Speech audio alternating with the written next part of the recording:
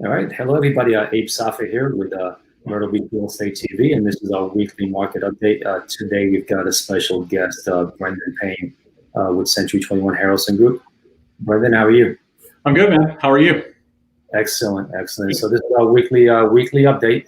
This is where we update the market on what's happening as far as real estate news, as far as the numbers, and we're going to dive into the numbers here later on in this episode. But I wanted to talk to you real quick. One of the most important things that I'm seeing, and more articles about it right now, is the amount of people that are missing their household payments, that missed their household payments for the month of July. Mm-hmm. The article I saw was somewhere in the range of 32%, and I know you saw it because we talked about it a few times. But I wanted to kind of pick your brain on that and what you think that meant. So 32% of households, now this includes mortgage and it includes renters, missed their July payment. Mm-hmm. What do you make of that, Brendan? Yeah, well, obviously, I mean, I guess on one hand, it's not super surprising, knowing that the forbearance and stuff that was offered for a while when we were kind of at the beginning of the COVID process. So not super surprising, but on the other hand, it's kind of concerning. You mentioned that I think a key part of it is that it does include rentals. And maybe some of the people missed the payment and, made it up in the middle of the month, or they've got something worked out. But the fact that a third of people, there was a big enough challenge to miss that initial date on the payment is definitely concerning. Yeah, absolutely. Yeah, and we don't know. I mean, we kind of expected that, right? Mm-hmm. To this, we didn't know it was going to be 32%, but we knew some people were going to miss it. And what we don't know is exactly what that's going to mean, right? Because there's a lot of variables that come into play. You've got the government with the stimulus money doing another round right now. We don't know, like you said, if it was a forbearance thing or if people are just struggling financially. So if that initial round of government help, if people are running out of money at this point, that could be brewing for something that could be major, right? So that's the thing. But in either case, we're definitely seeing a lot of uncertainty. So what do you, I mean, without getting too much into making predictions, I know we don't like to make predictions, but we definitely have our feelings and thoughts of where we think the market is and where we think it's heading. Like, what do you think that's going to mean? Like, if I'm a homeowner right now or a condo owner, what should I be thinking? Well, here's the stuff that when I say that's kind of concerning, it's not necessarily where I believe based off of that, then it indicates something else is going to happen, because we don't know. We don't have a crystal ball into exactly what's going to happen. But what I do know over time, when you start seeing things like that, and you start hearing things, and the articles are saying that, we know that a lot of times perception tends to become reality. And now when you start hearing more of that and seeing more of that, I look and say, well, what does that do for the buyers? Are buyers now waiting to see if something else changes in the market before they make a move? Now, the numbers we're going to show don't show that a buyer is waiting for anything right now. The numbers are really, really strong. But those are the things that I look and say, if we start seeing more of this as a trend, does that kind of become the conversation? And that seems to be how conversations evolve from an article here to now you're talking to buyers and sellers and they're mentioning it. And then maybe, over time, it becomes something you look back and go, wow, that it just kind of happened over the last 60, 90 days. So our market with the rentals and the amount of secondary homeowners, I know there's probably a lot of properties that people have owned them and they're using them as secondary homes, and maybe they don't make a lot of money, but they're able to use them and get some enjoyment out of them. And, I know we're both waiting to see kind of what the rental numbers shake out with for a lot of the short-term market, because if that drops a little bit and people say, I was okay when it was performing here, but now I missed a month or so of good income because of all the COVID, that could definitely affect people's plans on whether they're, continuing to hold or putting stuff on the market. Yeah, no question. So there's definitely a lot of variables. Yeah, so more and more those articles are popping up. We're not seeing much in change as far as buyer activity, right? We've been slammed for roughly 60 days now, really, ever since the beach opened up and we had this surge of buyers coming to town. Now, we did see a little bit of a slowdown, and I want to be careful in using the word slowdown, right? The first couple of weeks were like insane. It's still very busy, but a little bit of decline in the number of showings. But I'm not seeing anything that's pinpointing to, okay, well, people are missing their payments, and now it's leading to less showings and less buyers in town. Nothing that we're seeing. If anything, probably more so on the COVID-19 issue would become national news in the last couple of weeks about Myrtle Beach being a hot spot and being a petri dish. That was in one of the national newspapers. So I think that probably is having a bigger impact right now on the activity than the finances or the economics. That's kind of been set aside, and people are not talking about the economy or what's going to happen. Yeah. Right? Yeah, and I think we look at the numbers on a weekly basis because we want to recognize trends as soon as we can. Yeah. And if you look at them over 90 days, and you might miss some indicators, but looking at stuff on a weekly basis is hard to determine like if something's really changing, because it can kind of go up and down. And the middle of July is one of those times where there's a lot of people that are on vacation, and so maybe their buying trip isn't until August. But yeah, the activity for sure has been very strong. Yeah, absolutely. And so let's get ahead and just dive into the numbers then, Brendan, because I know that's what people want to see and see how we stand. So let's start off with single family homes. So now, if you guys remember out there watching this, we went from roughly a 28% pending rate is what's been the norm for the last few years. And right after the beaches opened back up, we saw that number just start to skyrocket every single week. It kept going up and up and up. But now the last 3 or 4 weeks, we've kind of flattened. And again, I want to be careful in saying the word flattened, but we've kind of stabilized. And maybe that might be a better word. Somewhere around the 44 to 45% range of the number of homes under contract relative to what's on the market. So when we look at single family homes right now, 44.62% of every single home on the market right now is under contract. I mean, just seeing that number, I mean, even though we've been seeing the same number for the last 3 or 4 weeks, to me is like, it just shocks me every time I see that. I mean, that's a strong number. Mm-hmm. Yeah. So that's a clear indicator of a strong, healthy market right now. The stabilizing part has been really good for us because we're not seeing the decline.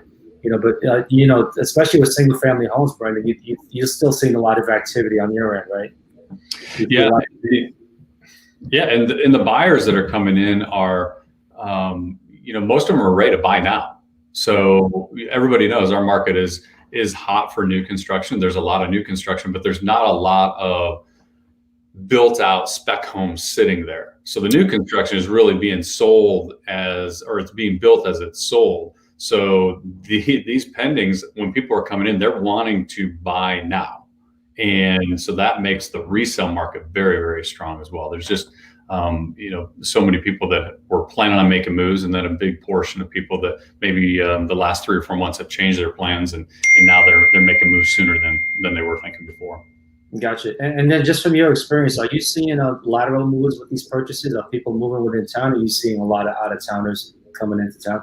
I feel like there's more. I mean, it's hard to tell because we have so many people coming from other areas, from our feeder markets. But I do feel like there is more move up buyers happening in our market. And it makes sense because if you have seen a few years, which good appreciation, which we have, then you couple that with now a lower interest rate than you likely paid for your home in the last 3 or 4 or 5 years, your buying power just bumped up.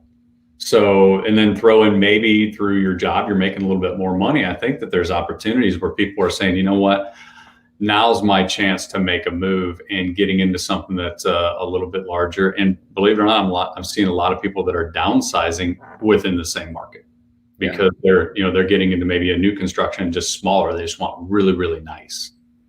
Yeah, I think you're spot on. It's easy to notice all the people coming in from the Northeast because we're getting a lot of those, but I'm definitely seeing a lot more of people, upgrading.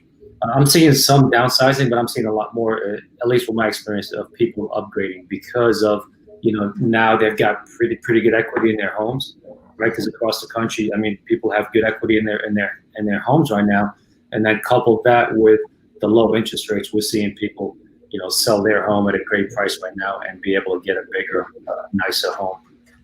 So we're definitely seeing a good bit of that. Yeah, one other thing I was just going to mention, because I've heard this out there, and I've seen some articles on a lot of the moves are being made where people are they've spent so much time at home in the last 3 or 4 months that they're making moves to properties that now they're more comfortable, or they're making home improvements and stuff like that. And I've got some friends in the pool industry here locally, and it is unbelievable. They're buried with work. So there is the people that are making improvements to their homes or finding homes that they're more comfortable in is not a myth. Like that's happening right and left in our market. Yeah, absolutely. And people working from home, they're looking, those home offices are really important right now. That extra space, that extra bonus room that people had, those are becoming very in high demand right now. Yep.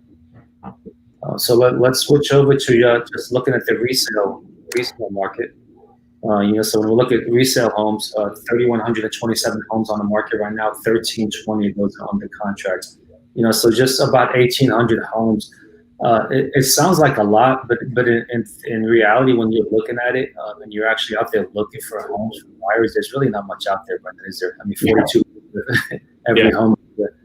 Ask the buyer how many are out there, and it doesn't seem like a lot. There's not much at all, and this is the entire Grand Strand. So we're talking, 1,800 homes in the entire Grand Strand. Yeah, when you start looking in searches and looking for properties, we're definitely in need of some inventory right now. Mm-hmm. For sure. Let's look at new construction. Well, new construction, again, all of these numbers I'm looking at last week's numbers here on my iPad as I'm looking on the screen here, and it's so stable, so flat. It's been the last 3 weeks or so, 3 or 4 weeks. 47, almost 48% of every single new construction home is under contract right now. We're going to get into land here in a second, but I want to bring up that conversation because it goes hand in hand with new construction. How good is land right now, right? For the longest time, like, we couldn't give land away. Are you seeing a lot of developers buy land right now? Are you seeing individual owners buy it? What are you seeing? So the inventory picture is the least amount of inventory for residential lots, in planned communities primarily, that I've seen in 15 years. It was crazy with all of the new developments in 2005, 6, 7, and then after that it went really crazy because the market crashed. And then we've had a lot of inventory. Now you pull up some of these communities, I remember they used to have 60, 70 lots available, and they have 11. And so I think when the buyers are seeing that, they're jumping on stuff going, man, I don't know if I want to I'd really like to buy a lot and hold it for a couple of years if I'm not retiring. So that seems to be the buyer for those. And developers that buy just about anything that they can find that will make sense, but it's getting tougher and tougher to find that stuff. And it's a longer process. So if they're taking down a big chunk of land today, that's probably not being built on for another minimum, probably 12, 18, 24 months. Yeah, no question. And I'm definitely seeing a lot more of the smaller builders, right? Not the big national D.R. Hortons and Lunars and those guys. I'm seeing smaller builders really go into communities, and they're scooping up 2 or 3 lots and building these spec homes now, which we haven't seen since the bubble, right? So we're definitely seeing more of that, and I think that's part of why we're seeing less land out there. But that the higher this number goes up with new construction, the more people are going to be forced to buy land, and we're going to see land, I think, sell even at a quicker rate if this trend continues. Mm-hmm. Let's dive into the condos. So condos went up a little bit since last week. Last week we were at 32.75%. So it went up, to 33.5% almost. So that's an extremely strong number, right? So 1/3 of every single condo on the market right now is under contract. And surprisingly, I mean, we did, like, I've talked to some hotel owners here in town, and July is off compared to what it normally is. Especially the last couple of weeks, there's been some cancellations and some short-term rentals. Owners have seen a little bit of a decline, but it really hasn't slowed the influx of buyers. Yep.